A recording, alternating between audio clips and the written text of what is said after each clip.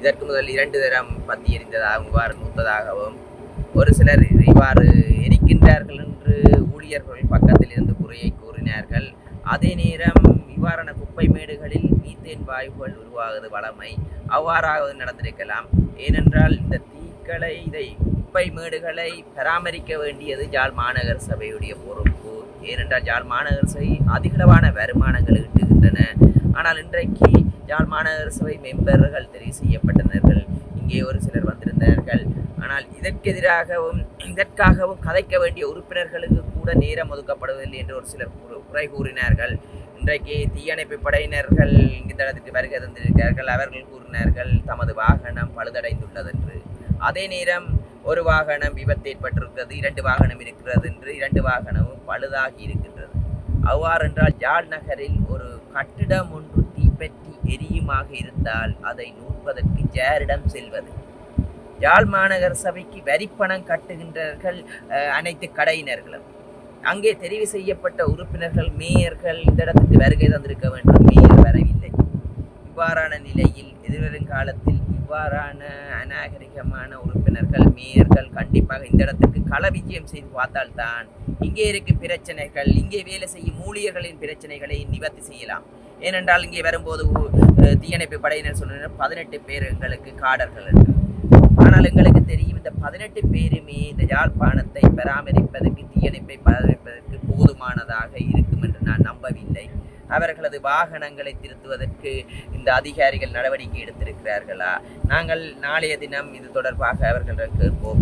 எதிர்வரும் காலத்தில் இந்த குப்பை மேடுகளை பராமரிப்பதற்காக நான் இந்த இடத்துக்கு பகல் வந்து நாளைய தினம் விஜயம் செய்து அவதானித்து இதற்கான மாற்றேற்பாடு, ஏனென்றால் இந்த குப்பைகளிலிருந்து வருமானம் ஈட்டக்கூடியது, அதிகளவான வருமானத்தை ஈட்டக்கூடிய நிலையை ஏற்படுத்தலாம். ஏனென்றால் இங்கே பார்க்கும்போது தெரியும் முக்கக்கூடிய குப்பைகள் அதிகளவான கிடக்கின்றன, மரக்குப்பைகள் கிடக்கின்றன. அதனால் தான் காய்ந்து இந்த குப்பைகள் பத்தி எறிகின்றன.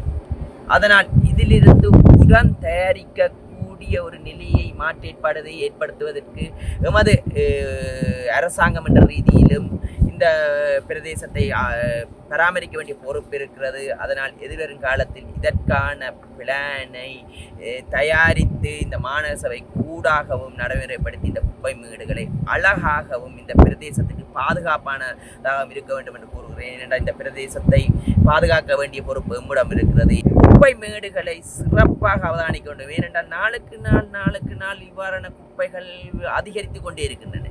ஏனென்றால் மக்களுக்கான தேவைப்பாடு வருகைகள் அதிகரிக்கும் போது இங்கே இருக்க கழிவு முகாமைத்துவம் யாழ்ப்பாணம் என்பது கழிவு நிவாரணத்தில் 0% இருக்கின்றது நான் அவதானிக்கின்றேன். அதற்கான நடவடிக்கை எதிர்வரும் காலத்தில் எடுப்பதற்கு நாங்கள் தீர்மானித்திருக்கிறோம். நாளைக்கு உலக வங்கி வருகின்றன இவ்வாறான கழிவு முகாமைத்துவம். ஏனென்றால் இதற்கு முதல் கழிவு நீரை வீதிகளில் கொட்டுகின்றார்கள். முந்த நாள் நான் வந்து பிடித்திருந்தேன். இவ்வாறு எல்லோரும் இந்த கழிவுகளை சுத்திகரித்து கடலுக்கு அனுப்புவதற்கு பணம் செலுத்த வேண்டும். ஒரு சிலர் இந்த பிரதேசத்தில் கழிவு நீர்களை இரவு நேரங்களில் கொண்டு வந்து ஊற்றுகிறார்கள். தோட்டம் என்ற போர்வையில் ஆஸ்பத்திரி கழிவுகளை இதில் கொண்டு வந்து கொட்டுகிறார்கள். யாரும் அனுமதி வழங்கவில்லை. அதிகாரிகள் சொல்லி அனுமதி வழங்கவில்லை. எனக்கு கிடைச்சிருக்குது. இவர் என்ன இந்த பாராளுமன்ற உறுப்பினர்களால் செய்ய முடியும்? எங்களுக்கு பல இடத்தில் தொடர்பு இருக்கிறது, பெரிய பெரிய இடங்களில். இங்கே இவர்களால் ஒன்றும் செய்ய முடியாது, என்பிபி உறுப்பினர்களால் என்று ஒரு சிலருக்கு இந்த நான் சென்று அவதானித்தவர் கூறியிருக்கிறார். அவர்களுக்கு கடுமையான நடவடிக்கை எடுக்க வேண்டும். எதிர்வரும் காலத்தில் தென்னம்பிள்ளை என்ற போர்வையில் ஃபில்டர் பிளான் என்று போட்டு ஃபில்டர் பிளான் இயங்குறதே இல்லை. ஆஸ்பத்திரி கழிவை கொண்டது களவாக இரவு நேரங்களில் அந்த தென்னம்பிள்ளைகளுக்கு அருகில் உள்ள கோயில்களில் கொட்டுகிறார்கள். இதனால் ஆஸ்பத்திரி கழிவுகள் அந்த பிரதேசத்தில் வாழும் பிள்ளைகளுக்கு கூட பாதிப்பு ஏற்படுகிறது. இந்த மாநகர சபை அவதானிக்கிறதா?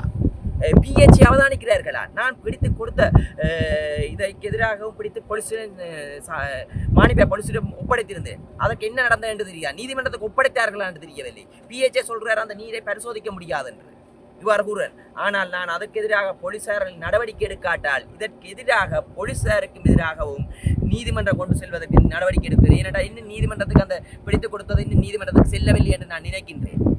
ஏனென்றால் உங்கள் வீடுகளில் பிஹெச்ஏ வந்து ஒரு கொஞ்சம் தண்ணி கிடந்தா பிடிச்சு கொண்டு எழுதுகிறார்கள். பிஹெச்ஏயும் பணத்துக்கு அடிமையாகிறார்களா அல்லது போலீசார்களும் பணத்துக்கு அடிமையாகிறார்களா? மானிப்பாய் போலீசாரிடம் கேட்கிறேன், நான் பிடித்து கொடுத்ததுக்கு என்ன நடந்தது இன்னும் தெரியவில்லை. நாளைய தினம் அதற்காக நான் அவர்களிடம் தொலைபேசி ஊடாக கேட்பேன். ஏனென்றால் எனக்கு நேரப்படுகிறது கிளிநொச்சி சென்று இதுகள் தொடர்பாக அவதானிக்கிறேன். ஆனால் நம்பி போலீசாரிடம் ஒப்படைத்திருந்த நான் அதற்கு என்ன நடந்தது என்று தெரியவில்லை. நாளைய தினம் அவர்களிடம் மறுமொழியாக கேட்பேன். உண்மையாகவே நிற்க முடியவில்லை. துர்நாற்றம் வீசுகிறது.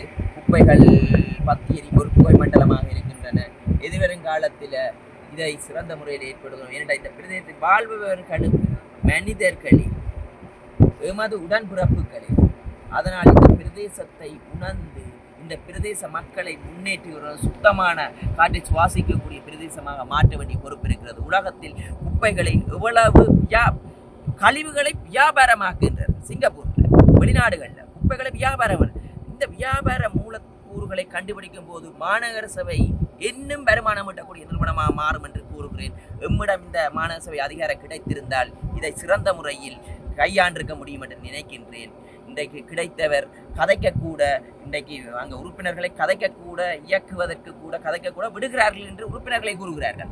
இவ்வாறு ஒரு சர்வாதிகார போகுமா இருந்தால் இந்த மாநகர சபை நீண்டு நிலைக்கும் என்று நினைக்கவில்லை.